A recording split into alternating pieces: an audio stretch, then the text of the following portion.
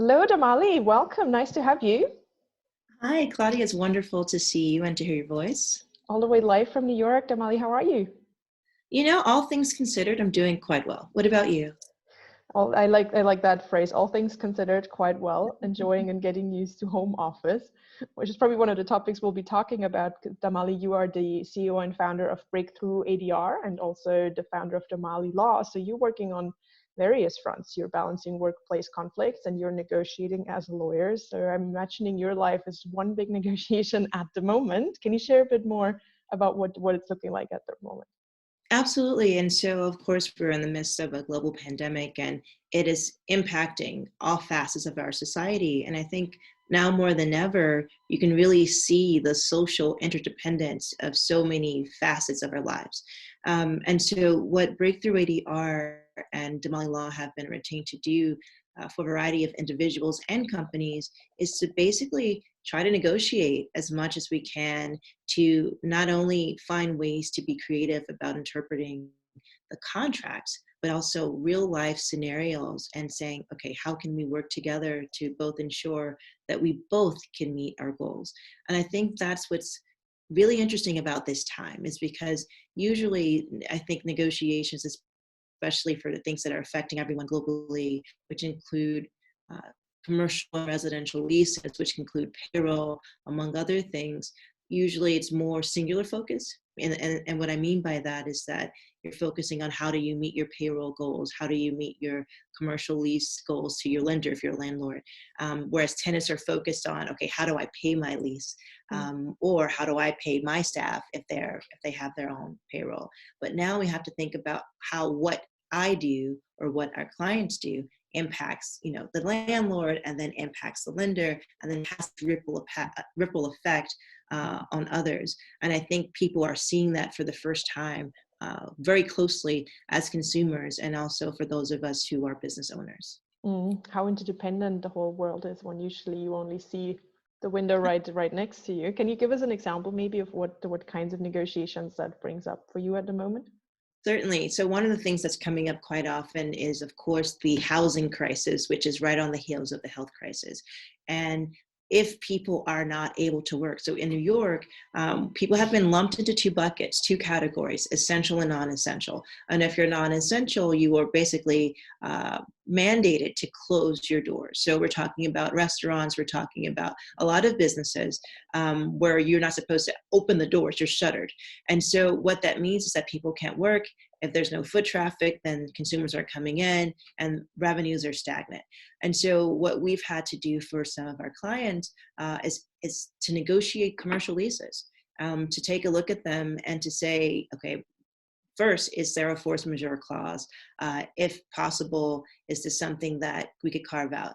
Second, what can we do? I recognize that you have goals and you have bills and you have responsibilities to your employees, to your vendors, to your lenders. What can we do to work together, especially in the absence of a blanket rule across the board for cities and states? We're dealing with kind of a piecemeal approach where there's been a moratorium placed on evictions and to some extent some late penalties, but that doesn't mean forgiveness. And I think some people who may not be as well versed in the law may think, oh, maybe I don't have to pay this month and I'll be forgiven. And we still haven't seen any mandates like that, any new laws enacted to help people. And so what we've been doing is negotiating with landlords, both residential and commercial, to figure out what types of concessions they've given to people who need them at this time. And what we've seen, especially in New York, is a combination of things from deferment, meaning if it's a year lease, then for the next 1 month or 2 months, they don't have to pay, and then they just tack on 2 more months, or breaks, meaning 50%, you have to pay 50% less or 60% less, and then later in the contract term, pay the balance, or pay nothing for 2 months and the landlords take it from the security deposits. And so it's been a combination of those factors.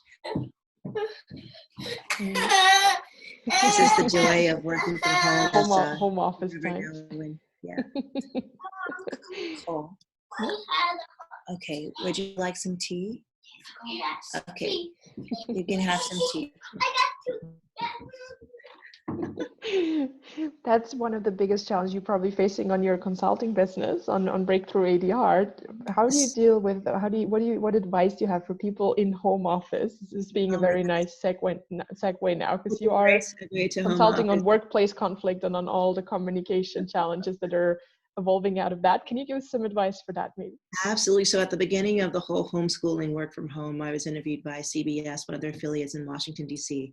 And they asked me, what was I doing? And, how do we manage, working from home? And I was like, first, I have the door barricaded. And first mistake I made today was not to barricade the door on my side. But two, I think it's just infusing some grace. I think we have to give ourselves some grace, not take everything so seriously, and then realize that we are all sharing a space together. And I've tried different things. We've tried different schedules, getting the kids involved in setting their schedules, letting them realize that if they get everything done in the morning, they could have some more free time in the afternoon.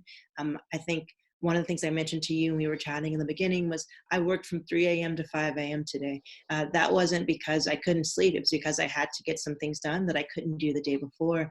And so it's kind of a new perspective on the 24-hour calendar, right? Like the 24-hour day, rather. How are we using the day and the time? But also realizing that working from home is difficult. It's not easy. I still have to get up and put, look nice and and have interviews and present well, and also homeschool two children during the day. Many new challenges. Yeah. How is that playing out in workplace conflicts? Do you see a rise in workplace conflicts? Do you see it getting easier? What are the challenges at the moment? That's a great question. Excuse me. I see a rise in workplace conflicts, but they're happening in a different way.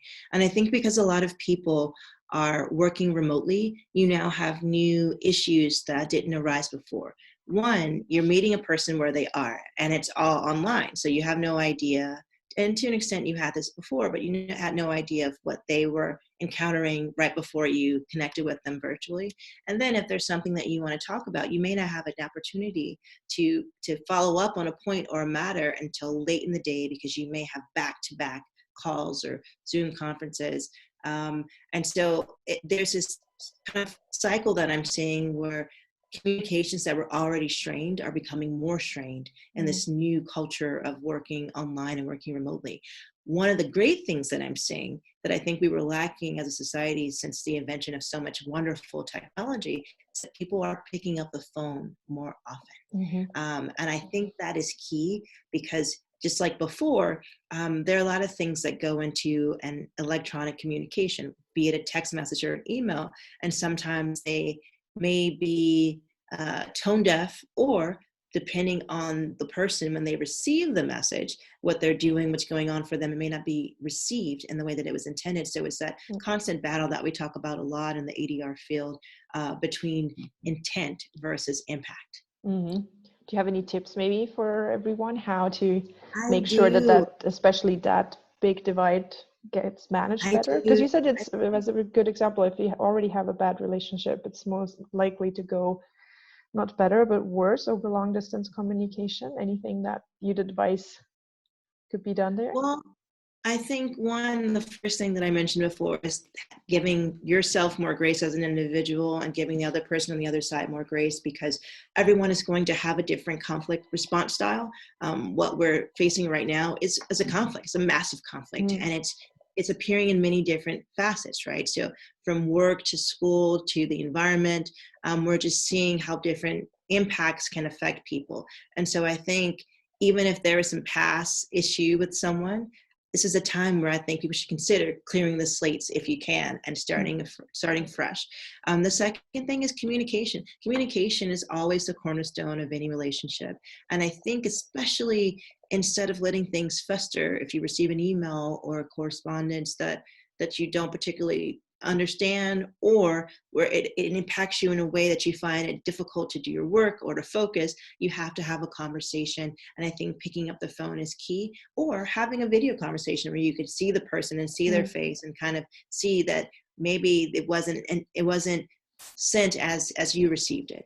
And then I think the last thing is to prioritize. You know, I Mm-hmm. think you have to figure out what battles you want to fight right now. I think you Mm-hmm. have to really think about what truly matters to you in the grand scheme of things now more than ever.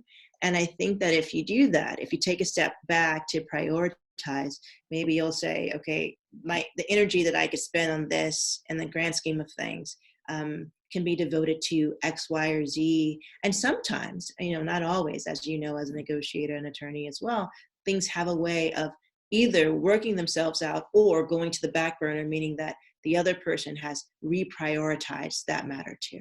Mm. I think those are fantastic tips. You need to now know what battles to fight at the moment, and be sure you over communicate, pick up the phone to not let things escalate. And maybe it's an opportunity. I love how you said that, to start with a clean slate and start a fresh way of communicating and connecting, because now we're all on the same in the same boat. Everyone's at home facing similar challenges. So maybe that has a connecting factor that will help us get a bit closer rather than become a bit more distant. Thank you so much, Damali, for your interesting thoughts, and best of luck for all the work that you must be that you have going on at the moment. Stay safe. All the best. Thank you. Stay safe, Claudia. It's wonderful to see you. Bye. Bye.